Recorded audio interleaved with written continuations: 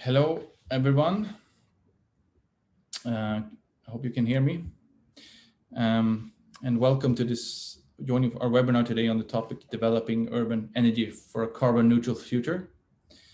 My name is Peter Lundberg and I'm the Head of Operations at the Asia Pacific Urban Energy Association.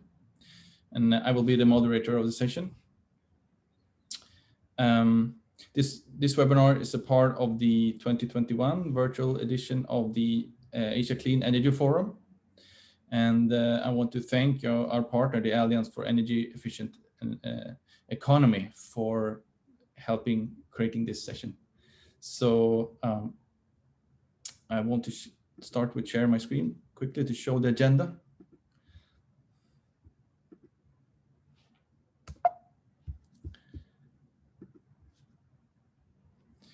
So building on the ACEF 21 theme, accelerating the low carbon transition in the Asia and the Pacific, this session aims to explore and discuss the challenges and opportunities that cities in the Asia Pacific are facing to develop sustainable and carbon neutral urban energy systems, and how it's possible to accelerate the transition to a low carbon society post COVID-19.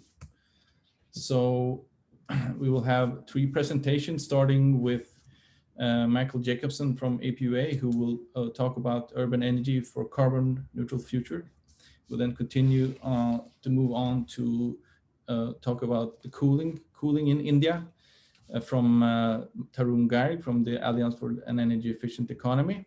We'll talk about how to support India's energy transition to meet national and international sustainability goals via sustainable cooling in a built environment and cold chain.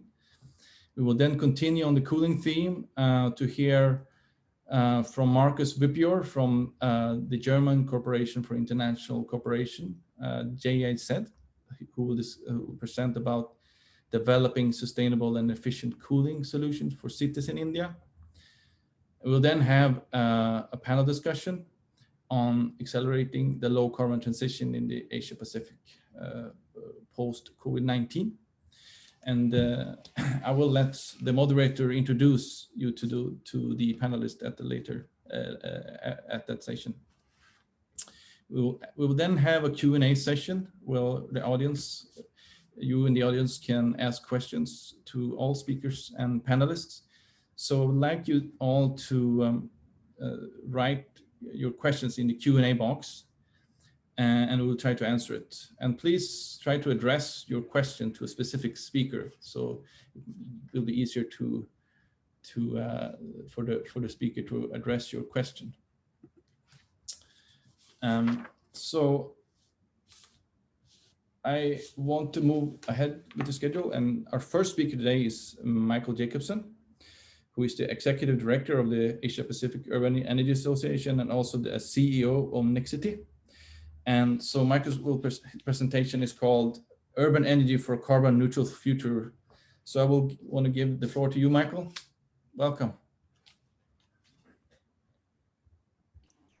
Thank you very much, Peter. I'm trying to share my screen here.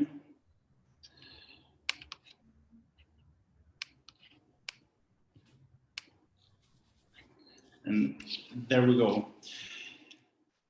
So yes, thanks for the introduction, Peter. I will try to set the stage a little bit and talk about the carbon neutral future. As Peter said, this year's Asia Clean Energy Forum is have the theme of accelerating the low carbon transition in Asia and the Pacific. We have indeed a challenging year, but instead of discussing that further, I would like to focus on the topic of accelerating the low carbon transition. Despite the tough year we have behind us and some challenges obviously ahead of us, we have got the great news from several economies in the region that they're planning to go carbon neutral. There are different terminologies related to carbon neutrality. Here, when we talk about carbon neutrality, it is not necessarily zero carbon, but to reduce the carbon emissions to a very low level, and then complement this with additional measures such as investing in climate projects internationally, about carbon capture and other technologies. And there are different strategies selected by different countries, which is quite interesting to look further into depending on what kind of preconditions that the different economies have. I put some of the countries here who have some carbon neutrality targets, what their targets are, and what kind of commitment that has been taken. Obviously, there are challenges to reach these targets ahead of us. And I think we all can see that there are skepticism depending on how we see the development in terms of coal production and so on that are still increasing in many countries. However, I would like to emphasize that we see a lot of action taking place. And that's what we're looking forward to today, to hear the speakers today to talk about the activities that they have ongoing and what they see from their respective roles and organizations. One of the important things to reach carbon neutrality is to take the approach, a holistic approach, and think about systemic efficiency. We are facing an increased urbanization, growing population, and climate change, as we all know. But by taking an approach of systemic efficiency, where we are focusing on efficient buildings, clean electrification, decarbonization, and smart energy infrastructure, is definitely a key to achieve carbon neutrality. And one way to do this is obviously to apply integrated urban energy systems. This is a topic that we at APUEA obviously focus a lot on, but also that includes a lot of different concepts and technologies and activities. We have the energy conservation that starts, of course, first together with energy efficiency, but also the ability to do energy recovery, to integrate renewable energies, apply co and tri-generation, where concepts such as district energy, district cooling, district heating, or full integrated multi-energy systems, so that we can achieve energy symbiosis as well. These are concepts that are highly complex and requires a lot of knowledge and consideration when developing, and not least cross-sectoral engagements that are a crucial thing when it comes to developing integrated urban energy systems. When we are out talking to cities and government agencies in the regions, we see a lot of challenges, obviously. There is in general a lack of awareness, and there are major knowledge and skill gaps. This is natural, of course, because these are complex things.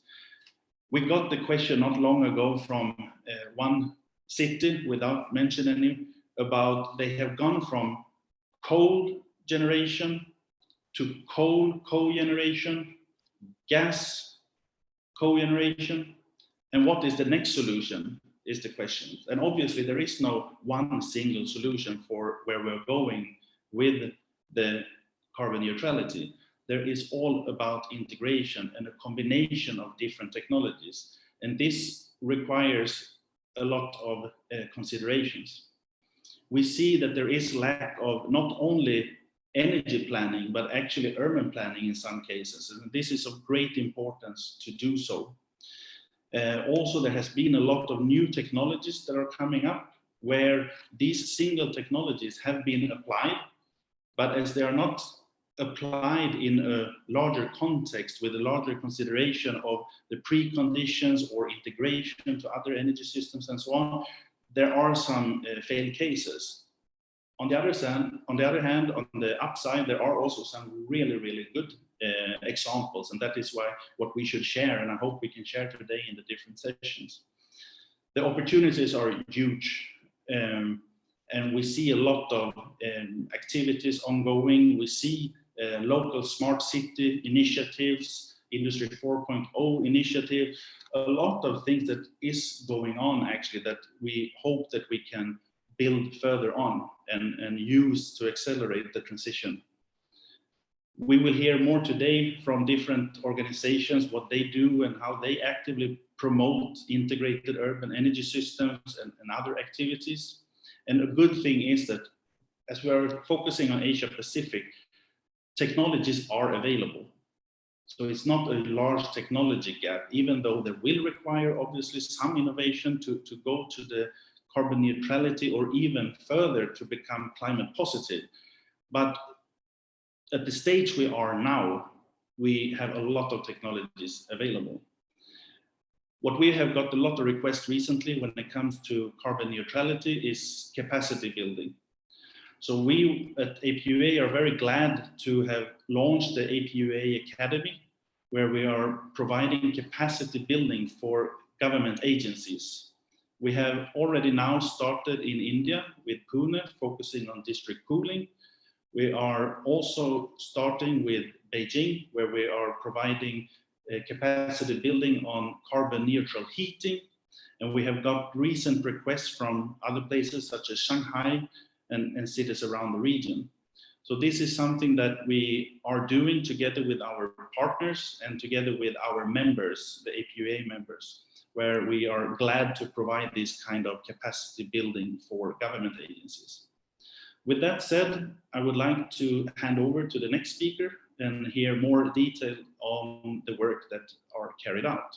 Thank you very much. Thank you very much, Michael, for giving an introduction to urban energy for carbon neutrality.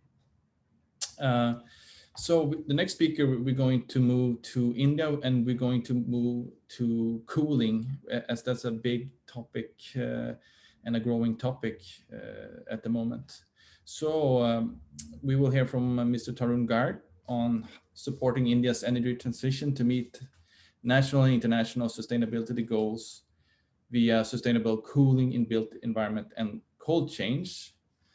And Tarun, he is the program lead buildings and communities at the Alliance for Energy Efficient Economy, the AEEE. The floor is yours. Will you share the screen, Peter? Yes. I think that would be helpful. Yes.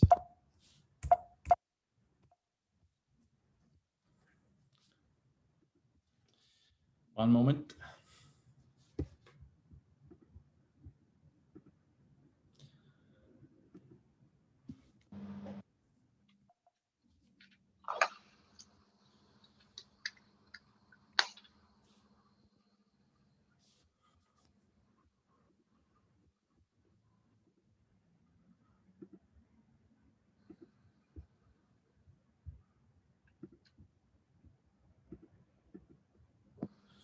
Here we go.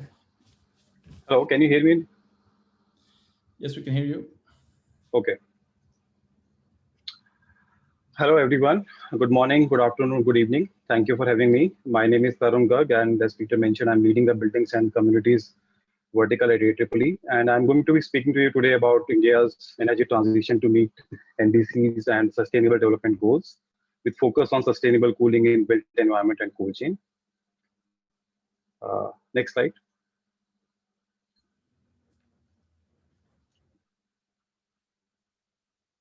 Moving on, talking about the alignment of cooling requirement in buildings and cold chain with sustainable development goals.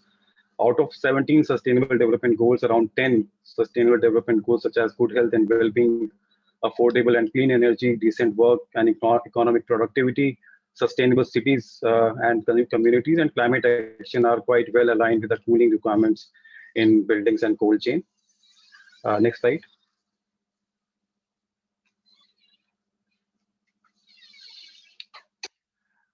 Now, moving on, keeping in view its office development agenda, particularly the eradication of poverty, coupled with its commitment towards low carbon path, India has developed its NDCs.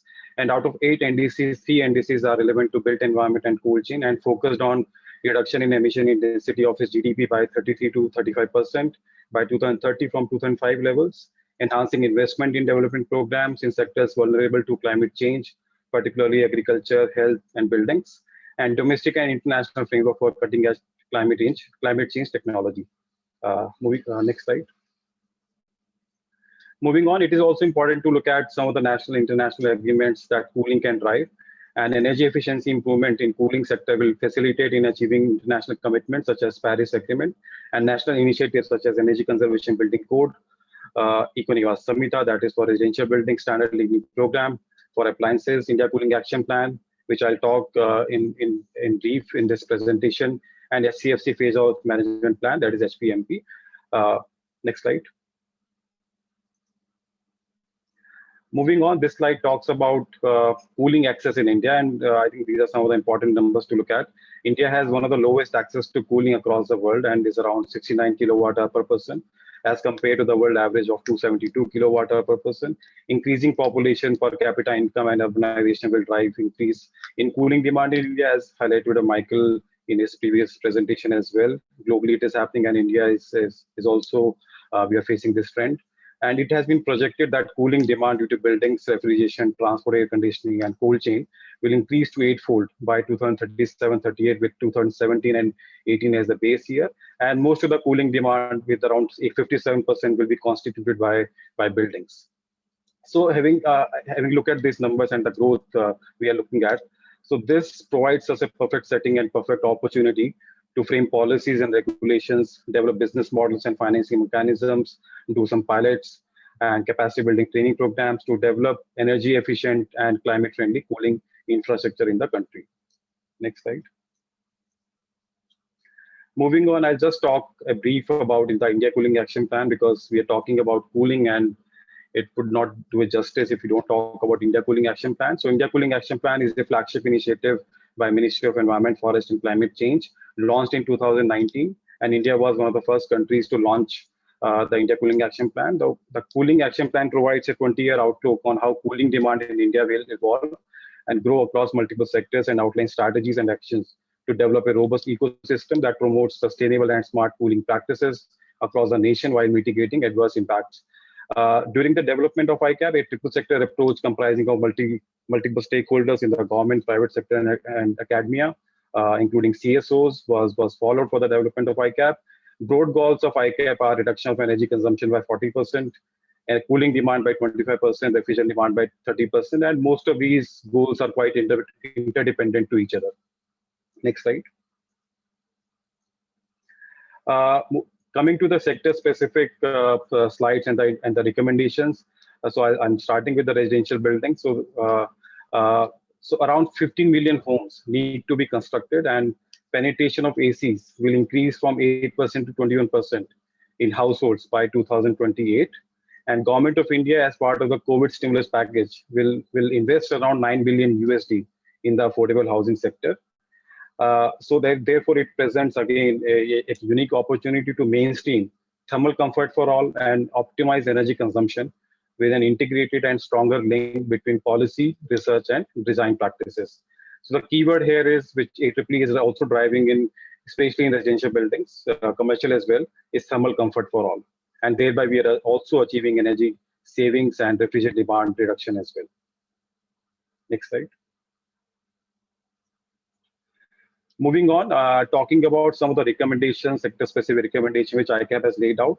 So in buildings, there is a potential to reduce 30% energy consumption and 33% refrigerant demand by 2037-38. And some of the broad recommendations which ICAP has laid out focuses on climate-appropriate building design in affordable housing, energy use reporting and third-party verification for commercial buildings with a load of 100 kilowatt and above, widespread adoption and enforcement of Energy Conservation Building Code for commercial, and Econivas Samhita for residential sectors. And in appliances, the focus is on ratcheting up of MEPs for room air conditioners, eco-labeling programs covering energy efficiency as well as refrigerant angle for cooling appliances, and introduction of minimum energy performance standards for evaporative air coolers. In fact, AAA is driving this work in close collaboration with Bureau of Energy Efficiency under one of the program we are doing. Next slide. Moving on, I think coming to from residential buildings to cold chain. it is important to understand the definition of cold chain, and cold chain is nothing but an environmental controlled logistics chain ensuring uninterrupted care from source to user, consisting of storage and distribution related activities in which the inventory is maintained within predetermined ambient parameters. Produce once harvested at the farm goes to the pack houses for sorting, grading, and pre-cooling. Then via reefer vehicle, that is, which is nothing but a refrigerated transport, it goes to cold storage. And depending on the market requirement, it goes to the supermarket, farmer market, and then to the consumer. I think the infographic shown here is explaining the things which I've just told in this presentation. Agriculture is one of the most important sectors of the Indian economy, and it accounts for approximately 18.3% of country's GDP in the year 2020-21. And around 56% of India's total workforce still depends on agriculture for their livelihood. India is the second largest producer of fruits and third largest producer of vegetables in the world. And around 86% of land holdings in India are either small farmers or marginal farmers. Now, fruits and vegetable losses is around 16%, and around 30% fruits and vegetables go to waste because of lack of adequate cold chain infrastructure. So this is quite important to look at the losses and the wastage happening because of inadequate cold chain infrastructure. Next slide. So this slide again further reinforces the fact that we are looking at a massive development of cold chain infrastructure. And if you look at this slide, except cold storages, more than 80% infrastructure gap exists in pack houses, reefer vehicle, and ripening chambers. It is as high as 99% in pack houses. So the gap again presents an opportunity to frame policies, regulation, business models to ensure we are looking at energy efficient and climate friendly cold chain infrastructure, rather than we are developing something which is inefficient and then locking the tapped energy saving potential in it. Next slide. Coming to the recommendations on cold chain from ICAP perspective, again, the saving potential is around 31% in energy consumption, and in refrigerant demand reduction of around 11% is possible by 2037-38. And some of the major recommendations of ICAP in cold chain includes development of energy efficient cold chain infrastructure, including design and construction of cold chain components, including pack houses, ripening chambers, cold storages, retrofitting of cold storages, considering the fact that almost 90% of required cold storages are already there in the country, and cold storages has a high energy intensity, and it has also a massive potential in terms of reducing energy consumption. Next slide. As highlighted by me earlier, AAA was instrumental in the formulation of India Cooling Action Plan. And now we are fostering India Cooling Action Plan implementation through Sheetal Alliance, that stands for Alliance for Sustainable Habitat Energy Efficiency and Thermal Comfort for All. This project we are doing with the support of Children Investment Fund Foundation, that is CIF. The project focuses on clean energy transition in appliances, buildings, and cold chain. It's a 4-year project. We have started this project last year, and the partners in this project are Terry and CW. And in this, if you look at in appliances, we are looking at standard labeling for non-refrigerant based solutions like evaporative air coolers. In buildings and cities, we are looking at residential building code adoption and implementation, that is Econivas Samhita.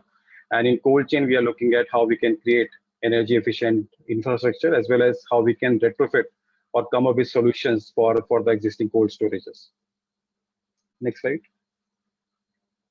Moving on, this slide presents India Cooling Coalition, which has been conceived to drive implementation of India Cooling Action Plan through greater collaboration, knowledge exchange, and engagement with government. AAA is acting as a secretariat, and around 20 organizations with representation from not-for-profit, academic institutions, and industry associations are a part of it. And so the main agenda is to drive implementation of ICAP and ensure knowledge exchange happens at different levels across different organizations, as well as providing all the support to the government, as well as to the industry. Next slide. I think these are some of the publications. I just wanted to highlight, we have recently published a report on decoding evaporative air coolers in India. Again, the focus is on developing MEPs going forward. And we have also developed a report on policy strategy for decarbonizing the building sector. Then we have also worked on thermal comfort for all and resource efficiency in affordable housing. Next slide. And these are again some of the publications. Maybe uh, uh, people who are interested to know more about it, I think I'll be more than happy to assist in case you want to read anything. I think most of the information is available on APAC website. With this, I would like to end my presentation and thank you so much for your patient listening. And I'll be more than happy to take up any question maybe at the end of the discussion. Thank you so much. Thank you very much, Tarun, for the interesting presentation and for showing how you and the AEEE are working to support India Cooling Action Plan. I think it was also interesting to hear about the potential, all the losses in the agriculture sector and the potential with cold chain be able to reduce that loss. I think that could probably have a huge impact. So our third speaker is today's Marcus Wippier. Marcus is a principal advisor at the German Corporation for International Cooperation, the GIZ. And Marcus will continue on the cooling theme. So Marcus, the floor is yours.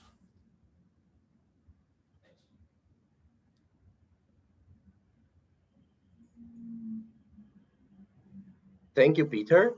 And thanks a lot to APOEA and AEEE for also inviting GIZ. Is my screen already visible? Yes, but can you choose the presenting mode? Yes, I just did that. Is it visible now? Yes, yes. Okay, great.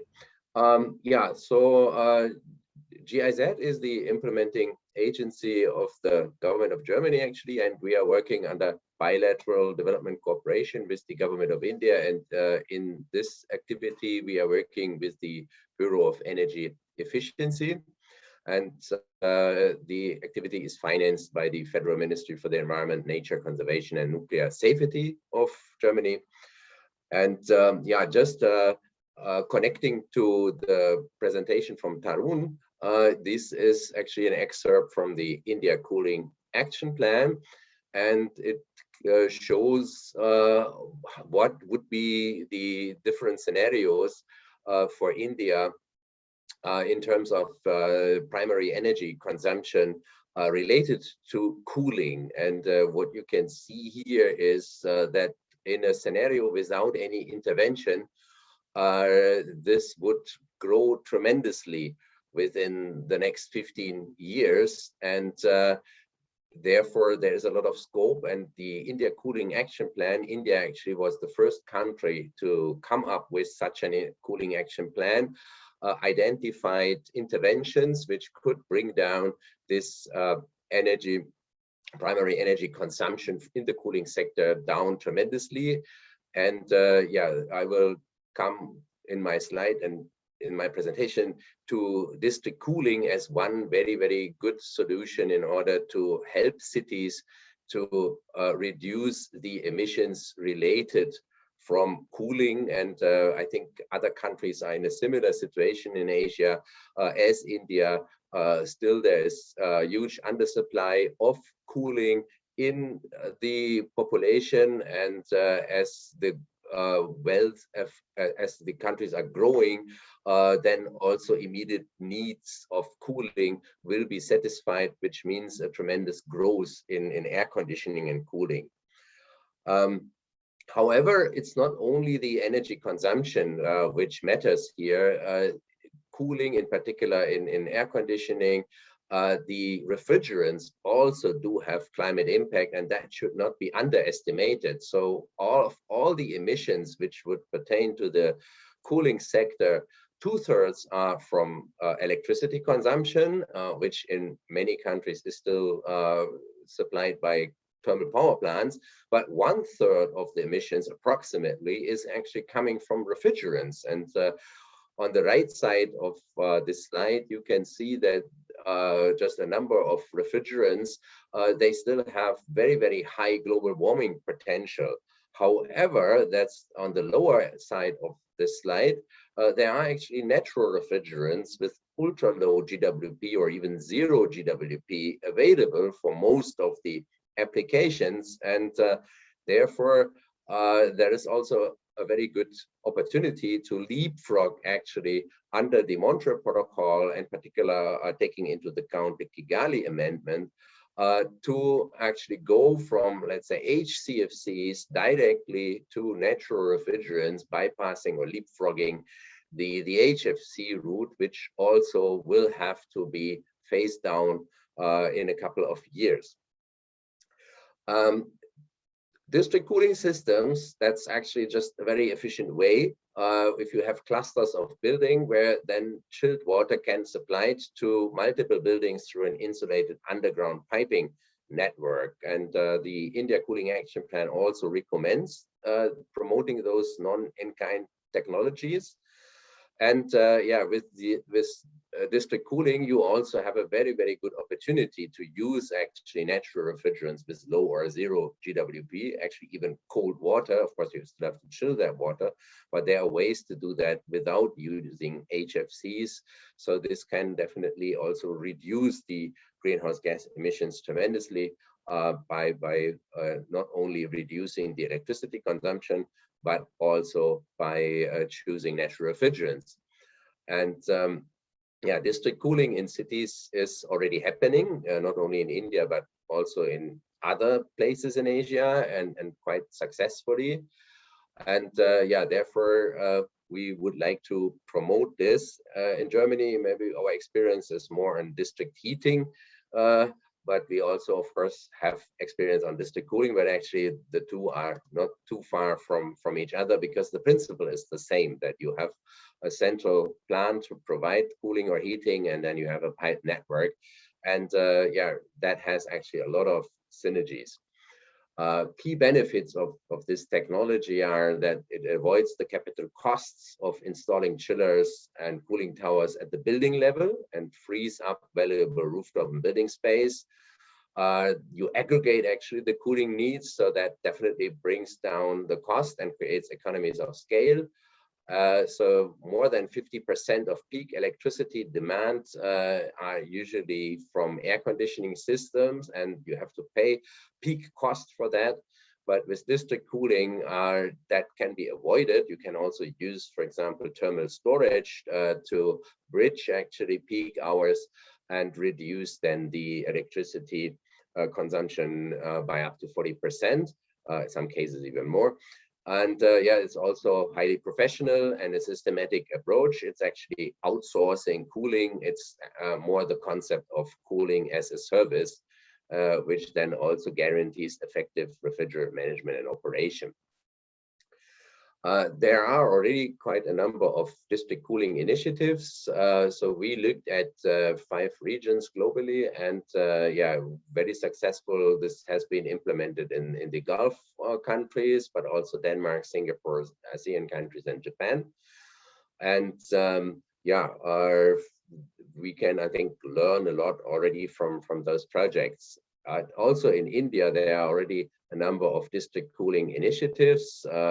Gujarat International Finance Tech City, Gift City, DLF Cyber City, Amravati. That's a project. I think it's stalled right now a bit. And yeah, I really would like to commend UNEP for their district energy in cities initiatives.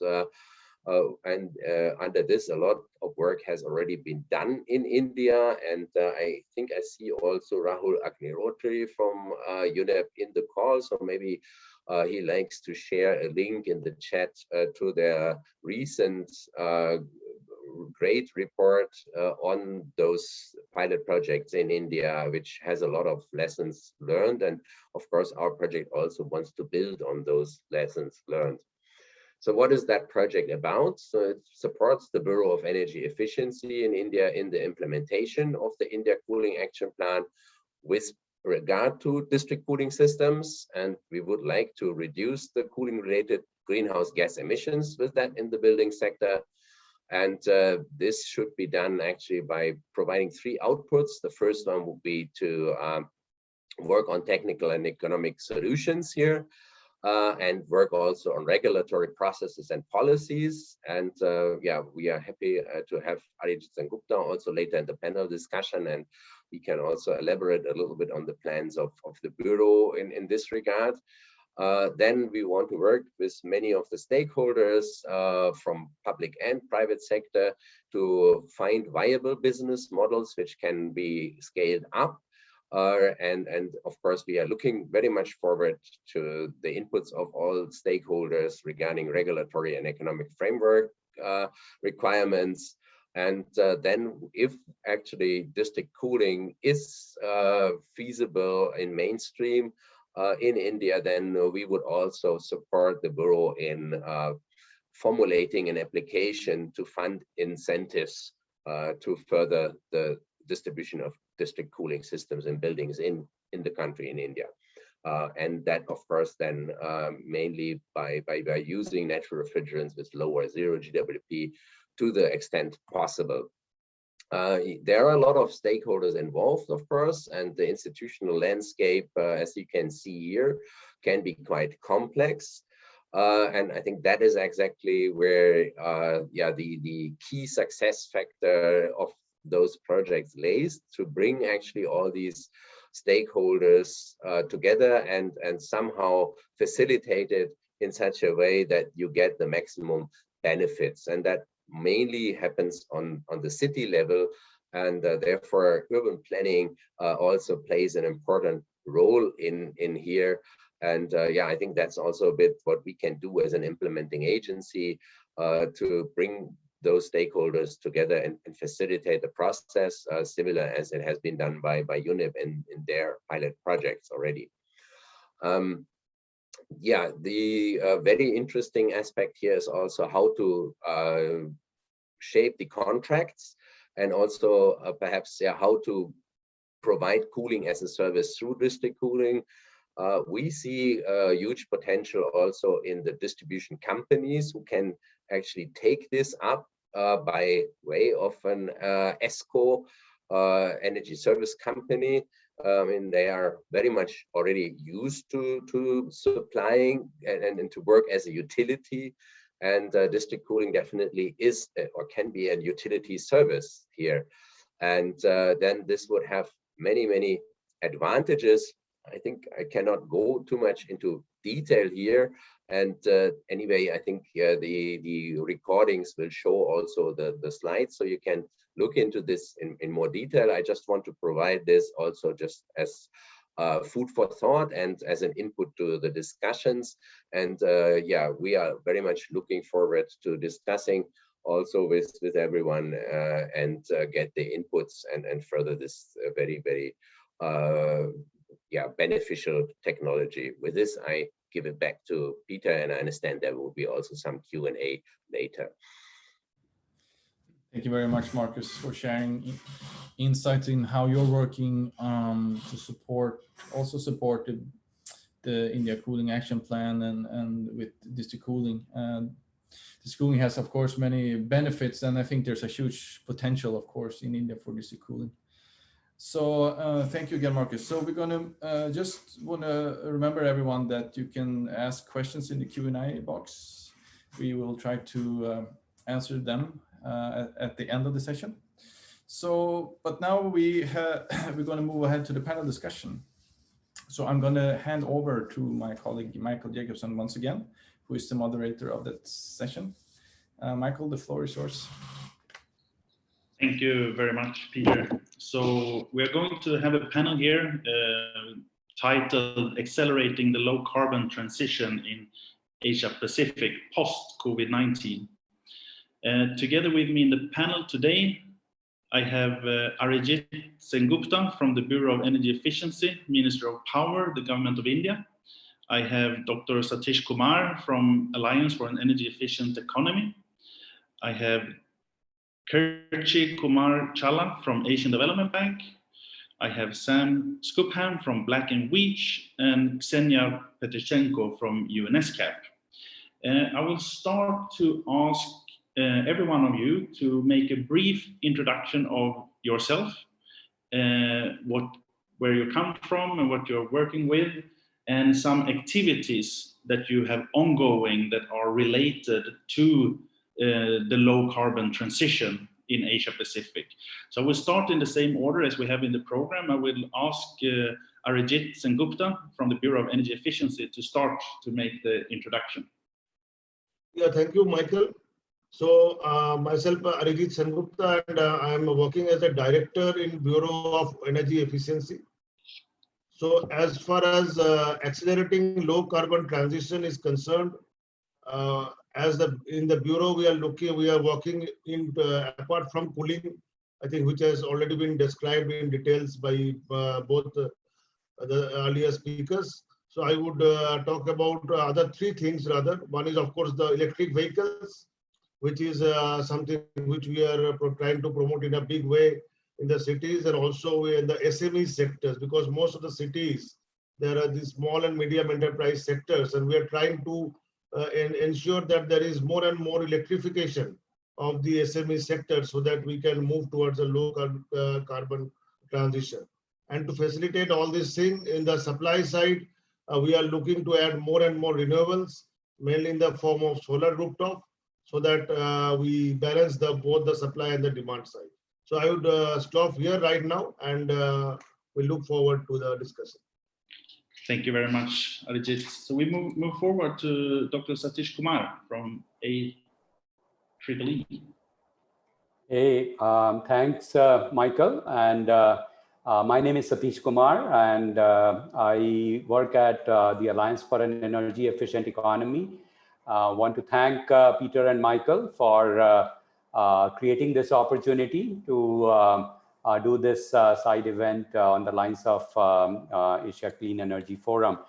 In terms of, I think, responding to your question, Michael, Tarun has talked about some of the work that we are doing, especially, I think, in the area of cooling and thermal comfort.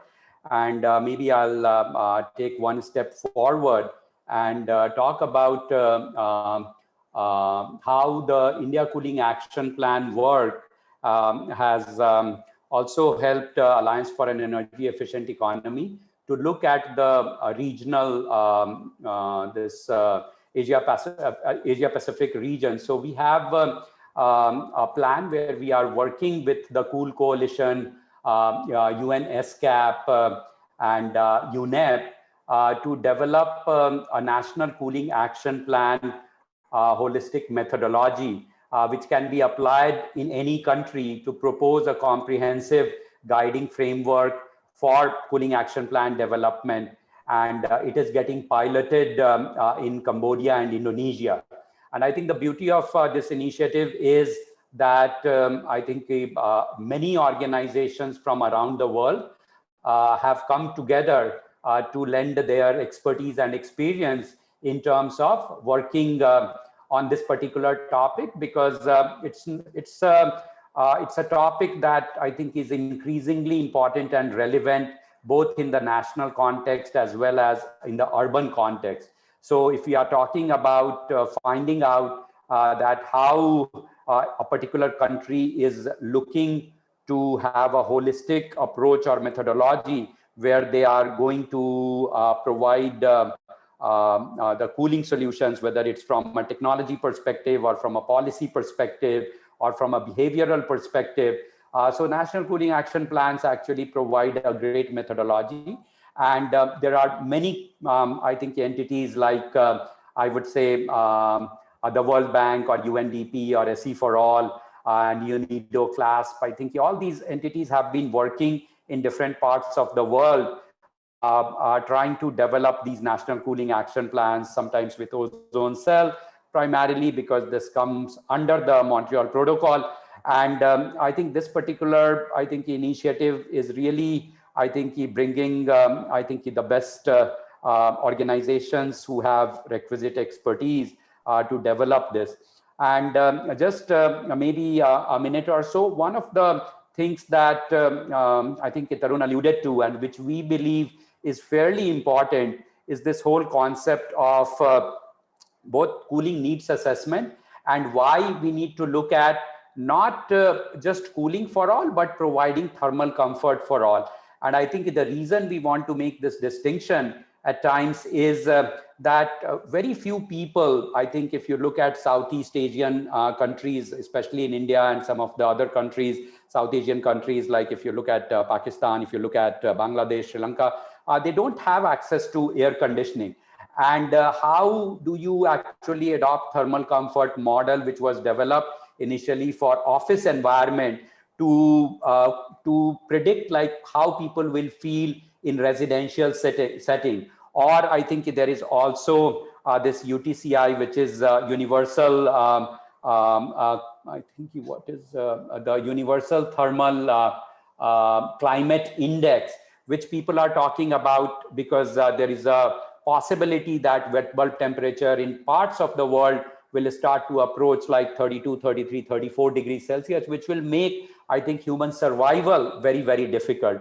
So within that context, I think many countries and many, I think, urban cities and those, they are starting to look at that how do you deal or how do you prepare to deal with the heat stresses that are going to get introduced. So I think the concept of thermal comfort becomes very important. And I think when you start to expand the envelope from like say, okay, 22 to 24 degrees Celsius, 40 to 60 degree relative humidity, I think these were things that I think you can do in a controlled environment, but not possible in residential environment, and definitely not possible, I think, in nature and some of the tropical countries. So I think this is something that I think he starts to assume increasing significance. And with the kind of work that I think in national cooling action plans that we are doing, and Kigali, I think the cooling efficiency program, they are starting to attract the attention that this kind of heat stress addressal, or like through your heat action plan, which many Indian cities have started to do, is going to be increasingly significant. And again, I think organizations like NRDC and also some of the other organizations are at the forefront of this thing. So I'm going to pause here. I think this is going a little broader into the urban realm, but I believe that I think Epua wants to discuss some of the things, and I'll be happy to answer any questions. Thank you. Thank you very much, Satish, and also to bridge between India and other parts of Asia Pacific. So we move on to Kirchi Kumar Kala from Asian Development Bank. Yes, thank you, Michael. I am an associate project officer in Asian Development Bank. My core streams of work are primarily looking at energy and urban transport sector.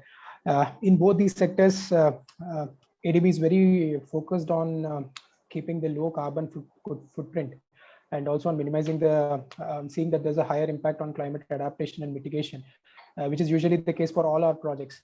Of late, we see an increased interest even from our government executing agencies, in further showing more interest on promoting such activities and technologies which will promote, which will reduce the carbon footprint. On what we are doing to catalyze this low carbon transition, I would say, there's on the energy sector, one of the key focus areas is to see that some of the distribution companies whom we are actively working with are increasing their efficiency and thereby reducing their overall carbon footprint. That is one of the key challenges that we are trying to tackle, and some of the projects that we are supporting are increasingly looking at bringing in higher efficiencies in the way these power distribution companies operate. And slight increase in the downstream efficiency of these discoms actually reflects a lot in the overall power value chain, right from the generation to the transmission system. So distribution sector is one of the key areas which needs a lot of reform, and we are actively supporting that, which we also feel could catalyze the low carbon transition. On another sector, I would say that ADB is also supporting a large-scale multi-billion-dollar urban rail projects, which we believe also has a significant role to play in the in the coming years, in seeing that the personal mobility is shifted to a more low carbon based mobility, which is possible through urban rail. So those are the projects that we are supporting actively, especially in India across major cities. As I was briefly touching upon earlier, as part of our strategy 2013, we are now increasingly making the climate adaptation and mitigation as one of the core themes of our infrastructure projects. Although earlier it used to be just one of the components of the, of our due diligence and of our support that we used to extend to several government agencies. Now this is becoming a core theme. So even in the initial conceptualization stage, we are very focused on seeing how a value addition could be extended from us as a multilateral development bank in aiding adoption of newer technologies, which could further bring down the overall carbon footprint and see that low carbon technologies are adopted. So that's a brief. I'll stop here. Thank you. Thank you very much, Kirti. We move over to Sam Skupham from Black & Veatch. Hello, good morning. Yes, my name is Sam Skupham. Good morning, good evening.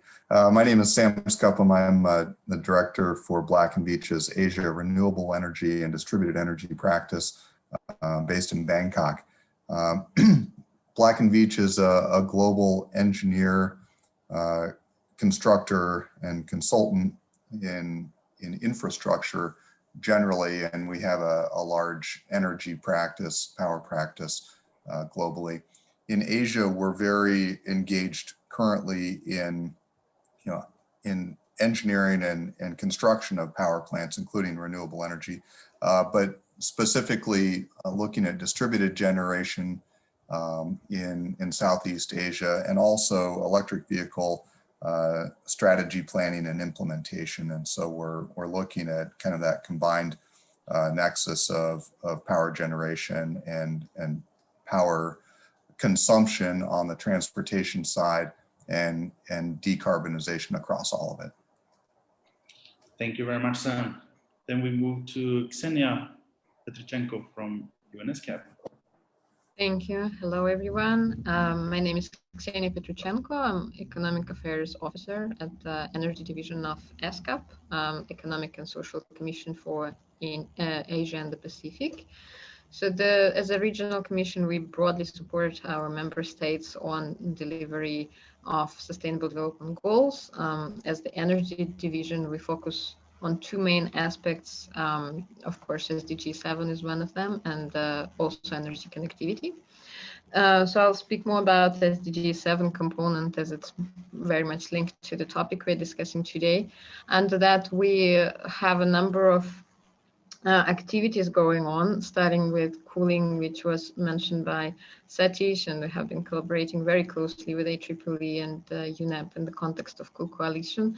So I'm not going to go into details about that direction, but if you're interested, we're actually going to have first international workshop specifically on this topic and on this methodology with Asia and the Pacific countries on June 30th. So you can check ESCAP website if you would like to join. In other directions, we have activities on access, electrification, and clean cooking.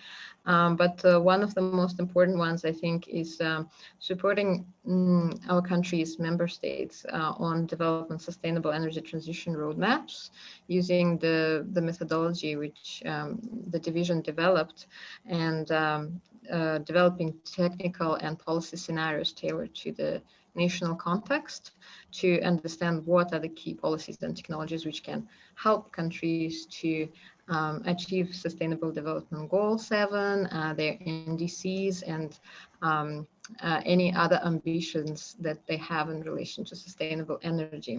And what we did this year, we also applied this methodology at subnational and city level. So we work with 3 deep dives, which we call them, Iskandar, Malaysia, Jakarta in Indonesia, and Cagayan City in Philippines, in helping them to develop this kind of sustainable energy transition roadmaps. So this work is also coming along quite soon, sometime in July. I think all 3 cities will finalize these roadmaps. And more on the city level, we work more broadly with a number of cities, specifically in Southeast Asia, and that was our focus for the last year. So we did analytical work on Sustainable Development Goal 7 localization, and we worked with 20 cities in the region in Southeast Asia to understand and apply also the methodology which we developed in order to understand where do they stand in terms of their efforts on sustainable energy. And we looked at 7 key areas, we call them SDG 7 localization indicators, which cover anything from policies and institutions to implementation activities, data collection efforts, stakeholder engagement, awareness raising, and also linkages to other SDGs. So we published report just about a month ago, and they can also have a look at it on our website. Part of it was also collecting best practices in the region and trying to understand what are the key projects and initiatives which kind of fit into this localization topic. So we featured some of them there as well. But yeah, happy to discuss more about that line of work. Thank you.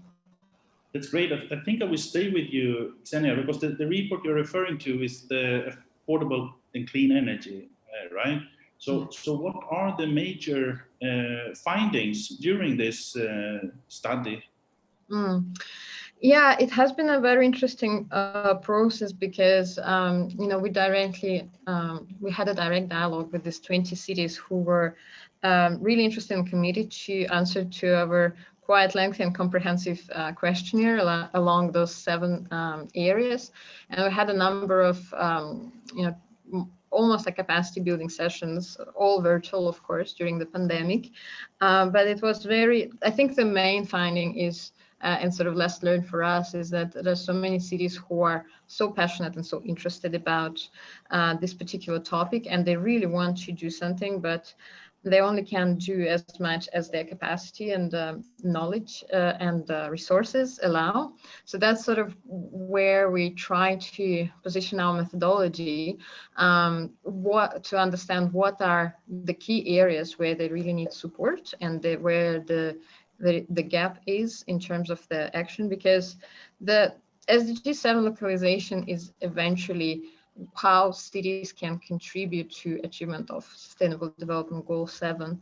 And we know that, you know, about 65% of all SDG targets and indicators cannot be achieved without local action. So that's how this whole project came about. We try to understand, are cities interested in energy in all? How do they perceive what they can do in this space? And it varies a lot across the region. The main finding is that if we sort of aggregate the progress, and it's a qualitative research, but if we aggregate it across these 20 cities, something is going on sustainable energy, but the progress is moderate.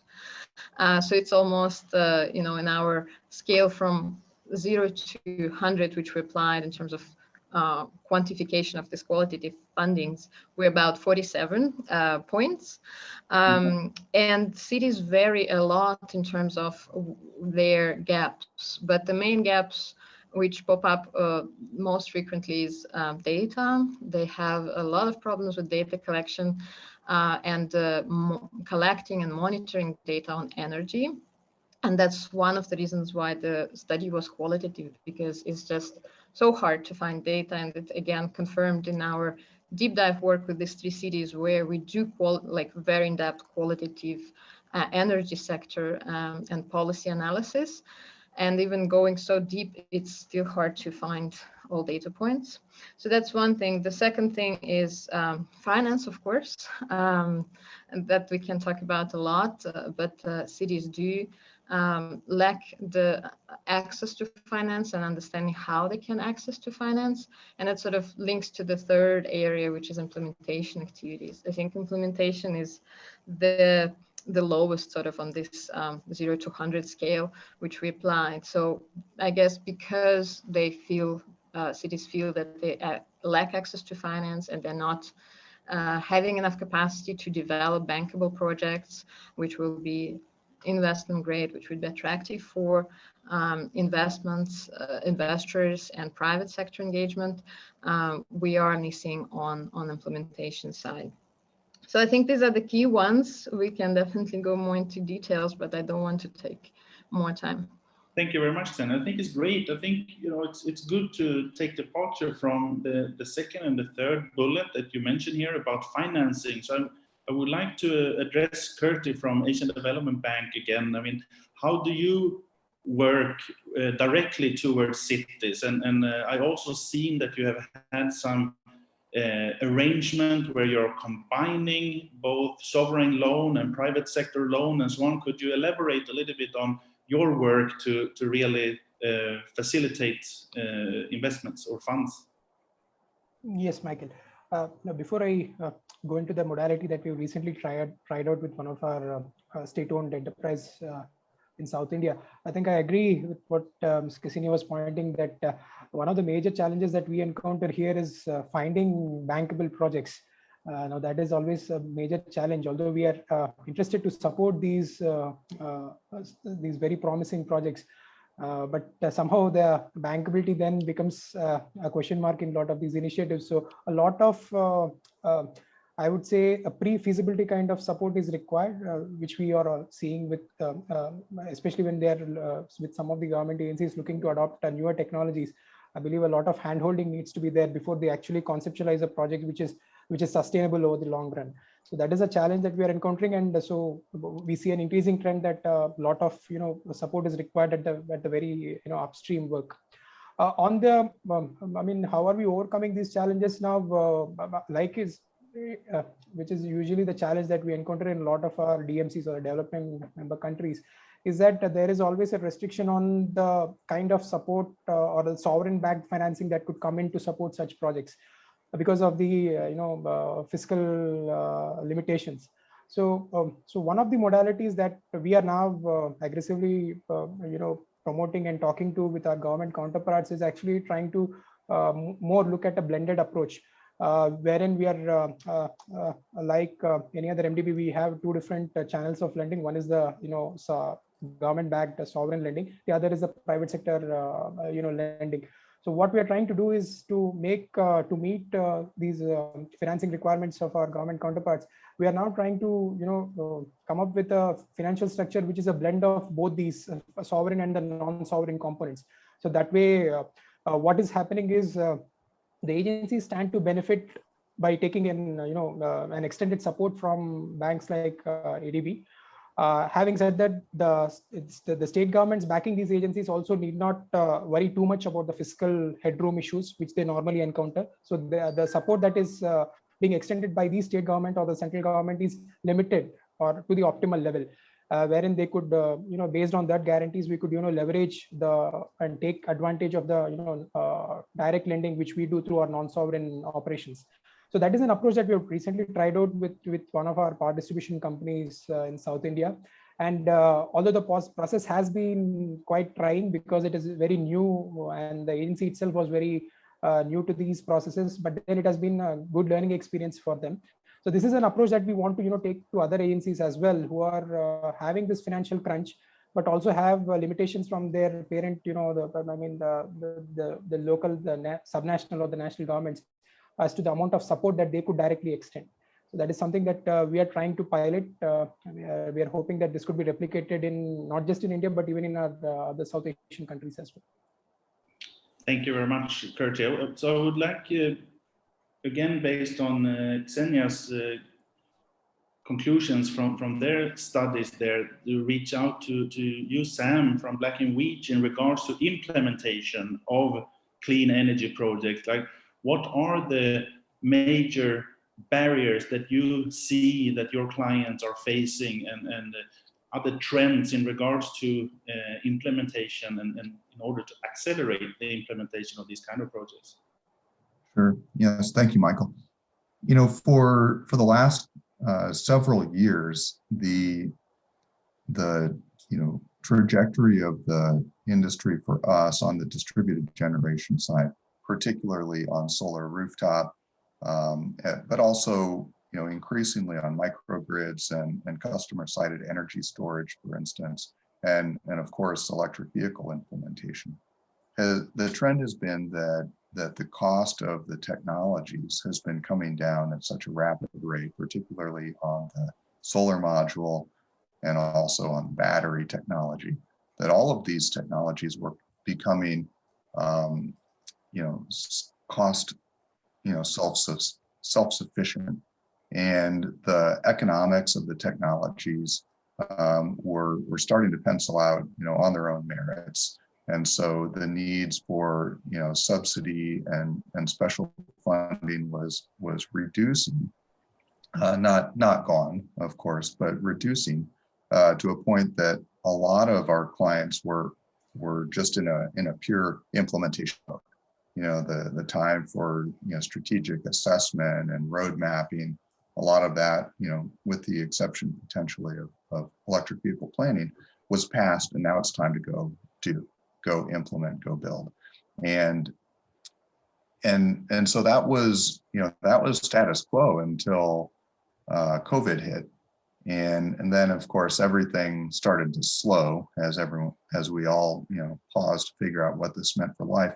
And what we're seeing now is something that I don't think very many people might have foreseen.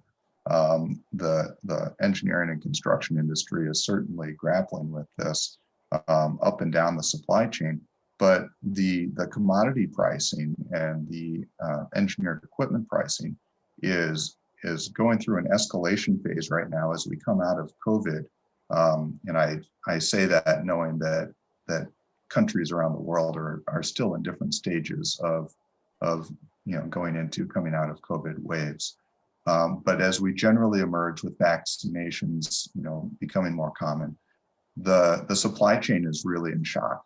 And so we're seeing copper pricing going from, I have a couple of numbers here, copper price going from just over $2 per pound in March of 2020 to almost $5 per pound at the beginning of May of 2021. We have steel pricing at about $450 per ton in August of 2020. Now we're seeing it, at almost $1,700 per ton in June of 21. We see module prices that in, as late as say October of last year were at the 16 to 18 cent per watt range. Now we're seeing, 24, I've even seen, up into the upper 20s cents per watt. And so we're seeing these dramatic escalations that our clients are having to say, whoa, do these projects still make sense? Or, is it going to create a whole raft of project deferrals that in essence take this topic, this decarbonization and our energy efficiency and distributed generation topic, and slide everything to the right by 6 months or whatever that duration is until the supply chain bottleneck works its way through, because we see a lot of these projects now potentially not making economic sense on their own merits. So that's a very, very active and current topic for our entire industry. Thank you very much, Sam. I think we would like to address Arjit from the Bureau of Energy Efficiency on both topics, both in regards to the, let's say, the bankability of renewable energy projects now at this stage, but also the access to financing. Both these topics, if you would like to elaborate a little bit of your view on it and what you are facing. Yeah, so as far as you see the bankability of the projects are concerned, I will talk about both energy efficiency and renewable energy projects. So if we look at the renewable energy sector in India, the price of the solar energy, it has come down drastically. So it was like in Indian rupees, it was 15 in say 4 to 5 years back. And now when we are going into a market-based mechanism, we are getting bids as low as rupees 2, rupees 3 per megawatt. So that is the kind of reduction that has happened. And what this has made is that the rate of solar has become compatible with the rate of conventional generation of power in India. That is because of the sheer size of the market you can expect. Whereas if we look at the energy efficiency thing, it is not that case. So, I mean, companies, we have these ESCO companies in place in India, and they have found it difficult to kind of implement energy efficiency projects. And there are a variety of reasons to it. And one of the maybe one of the key barrier will be like, of course, access to finance, as has been highlighted by you, and also secondly, I mean, lack of a regulatory mechanism in place, which is there in place for a solar project. So these two are the barriers which currently the industry is facing as far as implementing energy efficiency projects are concerned. But we also work with all agencies and we try to prepare bankable reports. In case of solar projects, in case of, I will say, renewable projects, the DPRs are usually bankable with a very high internal rate of return.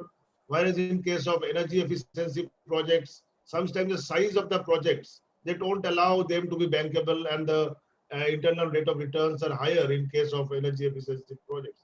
So again, these are some of the access to low finance is key, I mean, an issue.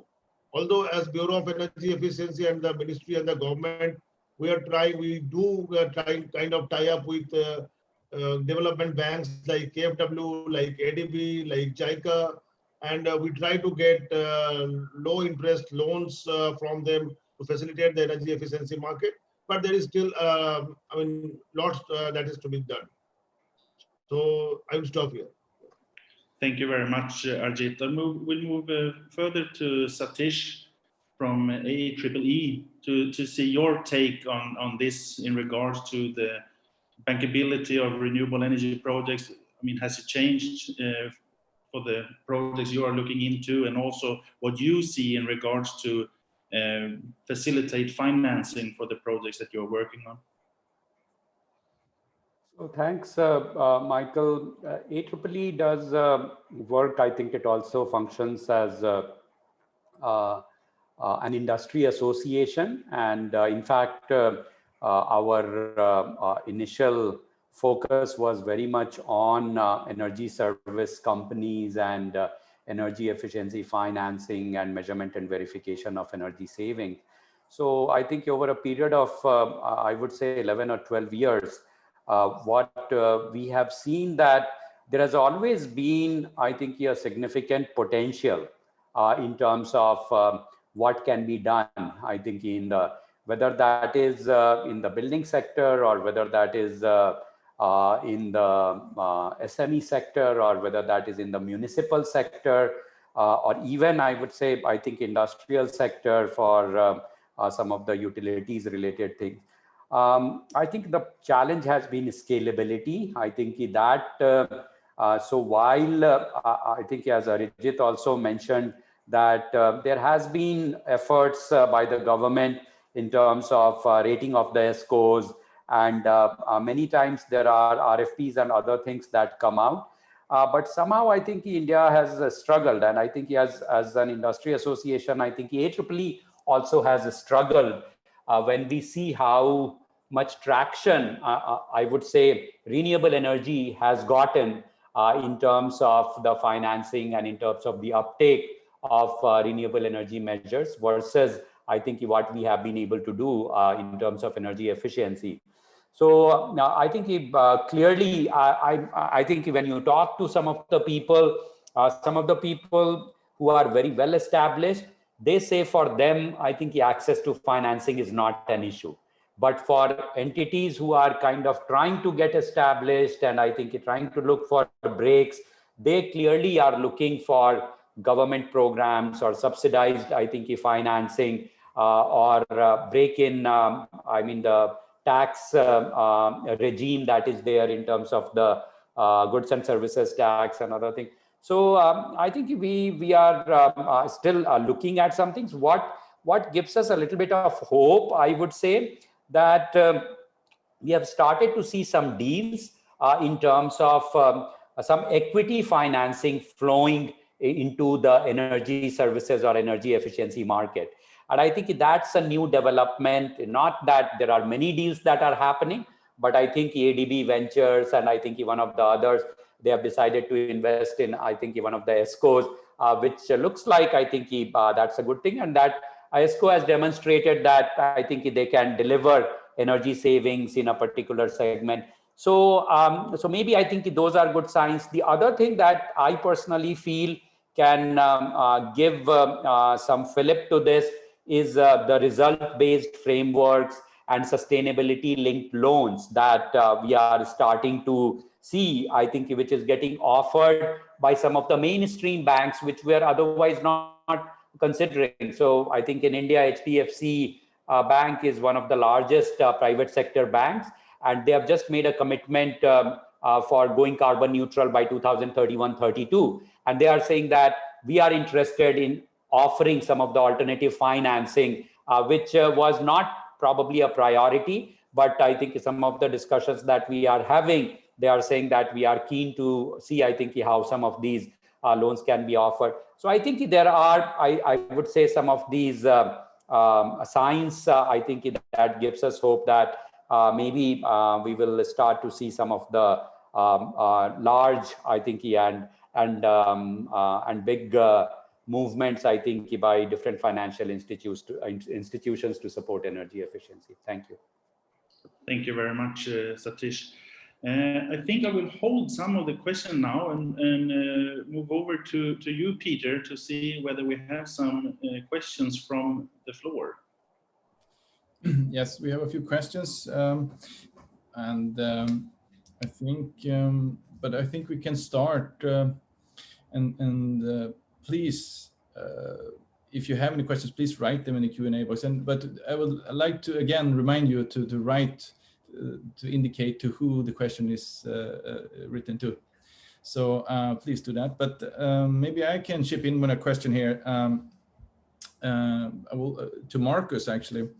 And you mentioned some district cooling initiatives in your presentation there. So could you elaborate on some key takeaways and learnings from these projects and initiatives that is needed to move forward to any future projects? Yes, sure. Yeah, one important thing is the right planning and the interaction of those involved. There is perhaps a temptation to believe that all the buildings in a new area come up at the pace as everyone is enthusiastic about in the beginning. But practice shows that this is actually not the case. So if then the district cooling system is designed in a way that it actually is having too much of capacity because the construction of the buildings is actually not coming forward as originally planned, then of course the commercial viability is at stake.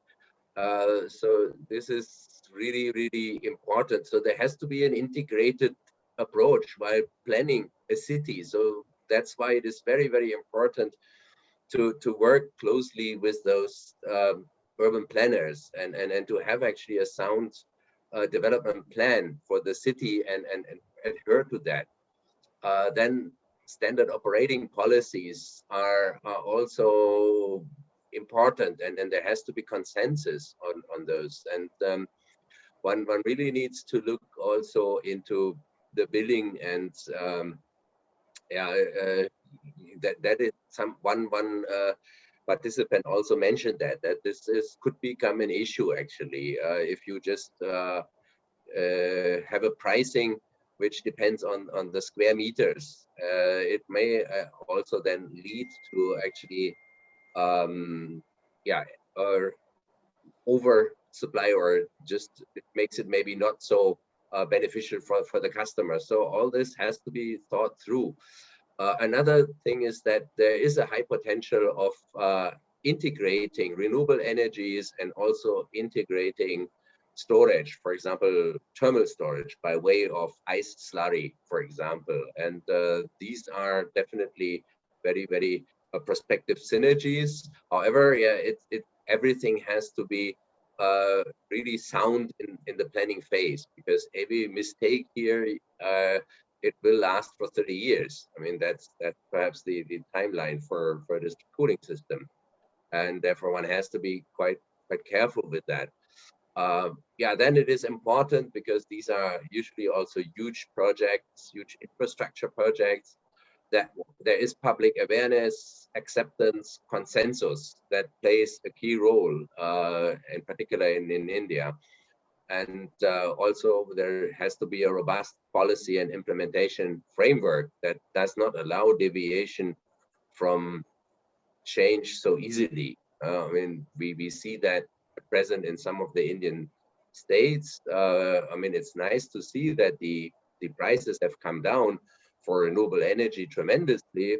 However, that should not stop agreed power purchase agreements not to be implemented. I mean, that sends the wrong signals to the investors if everyone tries to renegotiate. I mean, at a certain point in time, that was perhaps the best price available, and then a power purchasing agreement has been concluded, then the contractors should stick to it, and that needs to be enforced. I mean, investors in particular need also reliability, and otherwise they will not invest. And yeah, very important, I think, also is, I mentioned again, about the master plan for urban planning. This has to be linked to the master plans, and therefore I think a lot of awareness raising and maybe also capacity building is required with those urban planners. And I hope that we can do something here, and I'm also very keen to work with UNEP and Ahuea and others on that. Thank you very much, Marcus.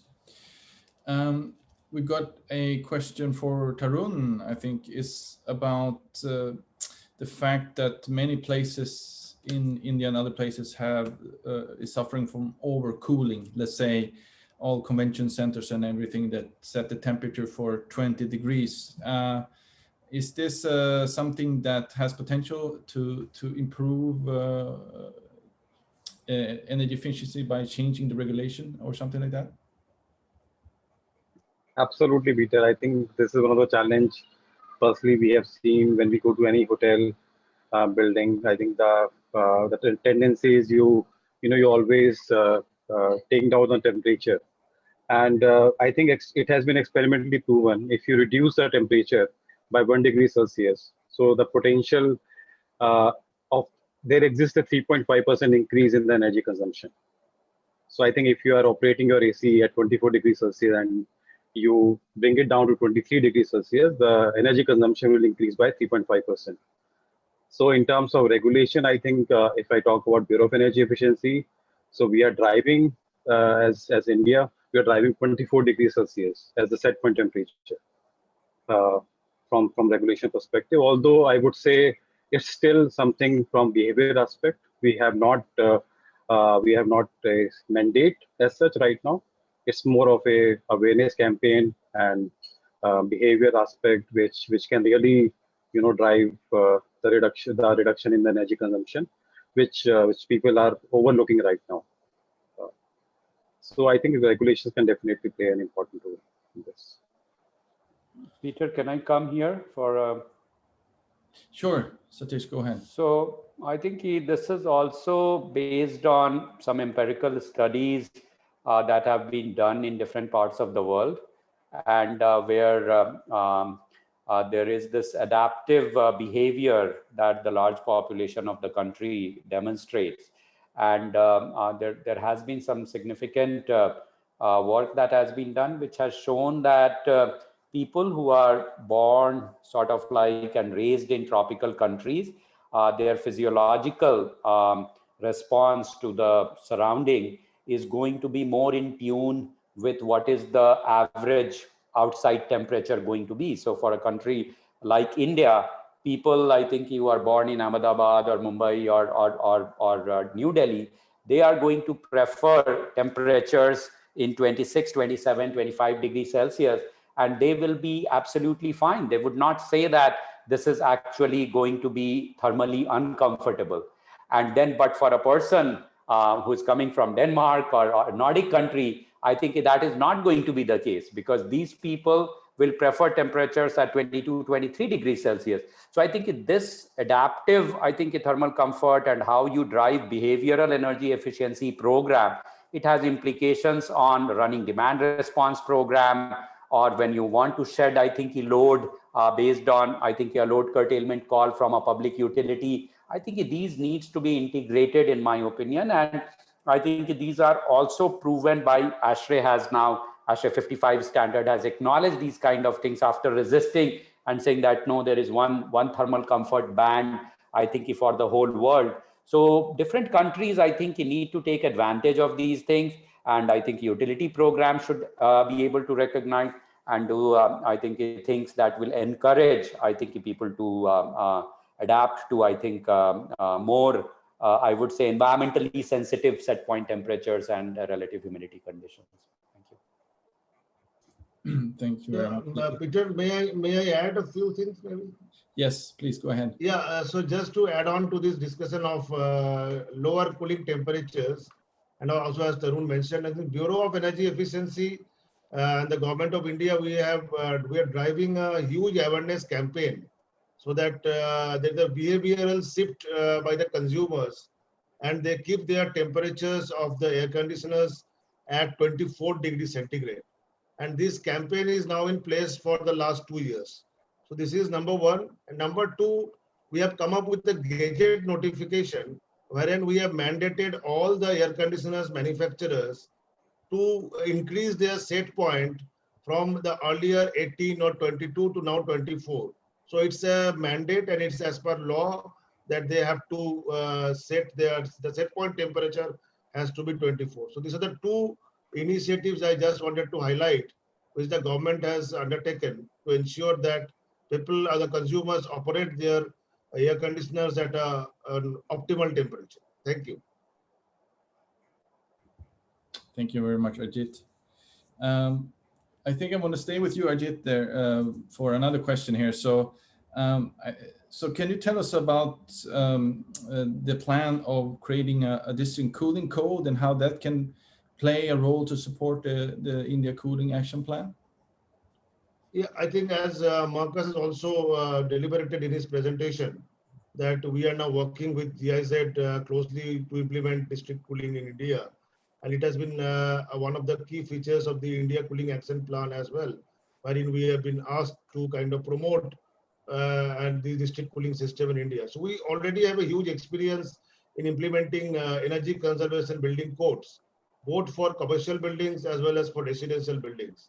And we would like to kind of build on this experience that the Bureau had with this successful kind of implementation and development of these codes for buildings. So we would like to come up with this district cooling code. We hope that it will enable particularly the cities and the municipal authorities who are actually mandated to implement this, ultimately will be mandated to implement this district cooling, and it will help them in a great way, this district cooling code. So those are our initial thoughts, and we are working closely with GIZ to come up with a code in the next, say, 3 to 4 years from now on, or maybe earlier than that. Yeah. Thank you. Thank you very much, Ajit. I would like to ask a question to Senya. So in the latest report, maybe can you elaborate how local governments and cities can play an important role in planning and enabling sustainable energy projects? Thank you, Peter, for this very important question. I think it really, I mean, the cities in general should and can play a very important role, but when it comes to a specific city and a specific country, it very much depends on the way governance is structured. So in Southeast Asia, for example, there is a tendency towards decentralization of governance, and cities are getting more and more power and autonomy in decision-making regarding the sustainable energy activities and energy sector in general. Having said that, in general, cities are able to set their own local targets and develop and implement related policies, and that's what we're seeing in our report as well. So many actions are going on towards planning, policy development, trying to implement the national level objectives and national policies. So for example, in the building sector, it's localization and local implementation of building codes. And many cities still looking up to the national levels for guidance and for resources, as we already talked about, the lack of finance. And what we were trying to also emphasize in the report, that cities need to become leaders in that regard and be more empowered to take the action to implement their own projects, to be proactive in accessing finance, building capacity to develop bankable projects themselves, rather than relying on grants and subsidies, which are sort of easy way to get financing for the project, but also less available.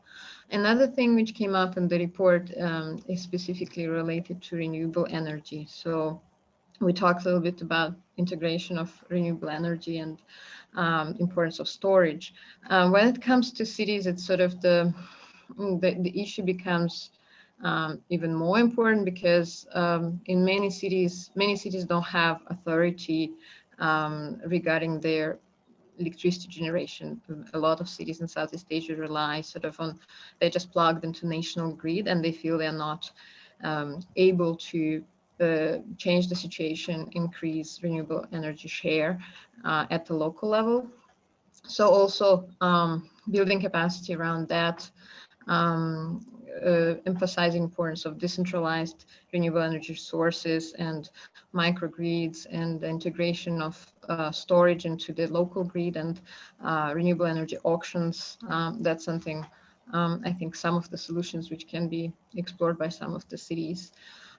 So yeah, a lot of things cities can do, but I think in order to answer your question, we really need to start with analysis of the situation and the local context, existing policies, governance structure, policy priorities, and other issues which exist at the city level. That's what we're try to start doing for these 20 cities in the report, but we really need to dig deeper for each city to be able to tailor those measures for their local situation.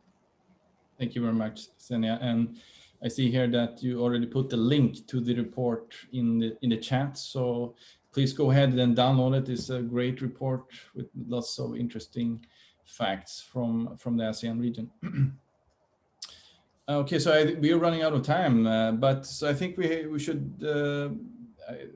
I want to hear one more questions. I have one more question to Sam, in terms of in the light of the COVID-19 pandemic, and not only before that, this is how the private sector is moving towards a more sustainable focus from, let's say, traditional energy projects, or oil, gas, and coal, to more sustainability and renewable energy projects with a sustainability focus. So I think I would like to ask you, what is the next step for Black & Veatch? Yeah, I appreciate that question. Black & Veatch is a fairly old company, over 100 years. And for the first many years of that, we spent a lot of time designing and building coal plants as a primary part of our business. And just in October of last year, we made a decision to exit the coal market, which was a really big deal for us. And it's part of a trend in the energy industry away from coal, of course. And more we're, our peers and the other OEMs and the financiers are no longer participating in coal.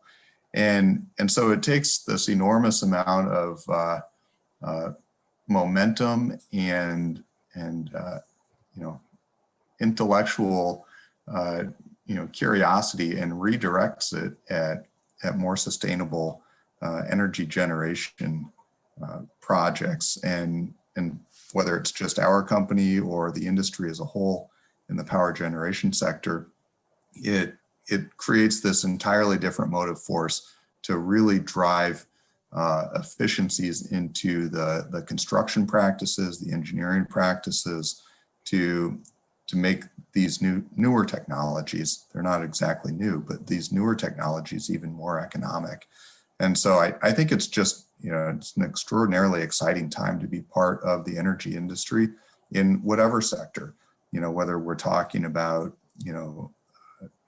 urban cooling, or we're talking about distributed generation, we're talking about electrification of transportation as a whole. One of the things that I think probably doesn't get talked about enough is when we think about carbon emissions, generally speaking, about a third comes from power generation, a third comes from, C&I or building energy use, and a third comes from transportation. And the transportation part has always been the part that we could not address as an industry, as a society. And now with battery technology being what it is, and the cost point being what it is is addressable. And that's an extraordinarily exciting time. And it gets us away from a mindset of trying to make these incremental gains or improvements on carbon reduction by sort of nibbling around the edges of some efficiency activities, and opens up this entire segment where we can now look at, economically electrifying public transportation or heavy duty vehicles that, are some of the most difficult to reduce the carbon emissions from.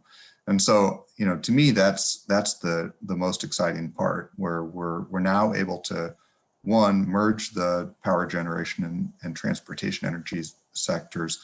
And we're also at the same time driving coal out of the power generation sector. And so all of that transportation energy is now, having an opportunity economically to be clean.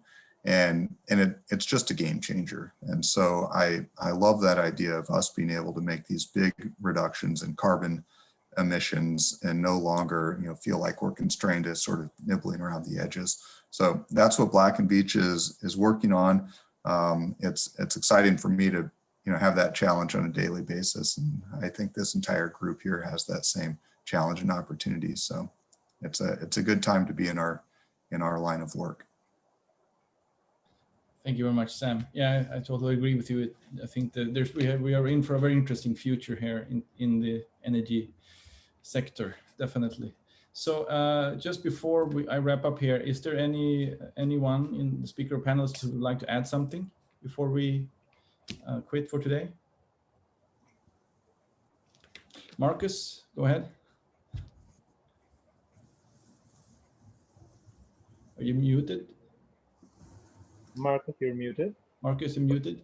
Sorry, am I unmuted now? Yeah. Yes. I hope I'm not stretching it too much. And yeah, I just wanted to connect to something Sam said earlier. I mean, it's a great opportunity right now. And I think, yeah, in this way, the pandemic actually provides a good opportunity to build our back better, to use one of those phrases. I just wanted to yeah, sensitize on something. I mean, Germany, for example, also just has made more ambitious commitments, so that we want to go carbon neutral by 2045 now, instead of 2050. And yes, this is great, and we need ambitious goals. However, if you really look into how that translates into action on the individual level, it means a lot, and that's something when we think of making policies, need to also have on mind. So, for example, if all the German house owners now within a time span of less than 25 years have to switch in their heating from, let's say, oil and gas towards maybe something like electrical heat pumps, it puts quite a challenge, and here also there are some risks involved. I mean, I mentioned the refrigerants before. So if we now all switch to heat pumps, there is also the risk that we switch all to HFC operated heat pumps, and then yeah, we might make some mistakes in here, which we then again later will have to clean up. So again, proper planning is very important, and things easily can get complex. So I would say now it's very good to have that drive to build back better, and we need to do that, and we will do that. But yeah, one needs to really have that 360-degree view and see all of it in order to really avoid any severe mistakes. Thank you very much, Marcus. Satish, do you have something as well? Yeah, just maybe a short thing. This is related to, I think, the question on COVID and building on the point that Marcus is mentioning. I do feel that I think, especially in the urban context, how you are going to meet your energy requirements as we transition to a cleaner form of energy is going to be pretty important. And I think there is a worldview that you electrify most of the things and you go to renewable energy, and I think storage price comes down. But one of the pieces that I do want to say here is that we are not doing justice to using energy efficiency as a flexible resource in many of the discussions that are happening around the world. And especially, I think the time of usage and I think real-time pricing and some of the technology, I think that is already here. That is, I think we need to do a better job in terms of selling this energy efficiency as a resource. And I think that's my pitch, I think, as the last thing. Yeah, thank you. Thank you very much, Satish. Yeah, I totally agree with you, and also Marcus, on that urban planning, connecting all important sectors in the discussion on creating the best society we can. And of course, in terms of energy efficiency, you know, the technology is already there. The energy we don't consume is of course the best. So I would just like to say that I want to thank you all, you speakers and panelists, and also the moderator for joining this session and contributing. So I think it was a great session with a lot of interesting points. So I think I just also want to say that a recording of the session will be uploaded on the Asia Clean Energy Forum website. So you can watch it again and check all the presentations one more time. So with that, I just want to conclude the session and thank everyone, and hope to see you again in a webinar soon. Thank you very much. Bye-bye. Thank you. Bye-bye. Thank you.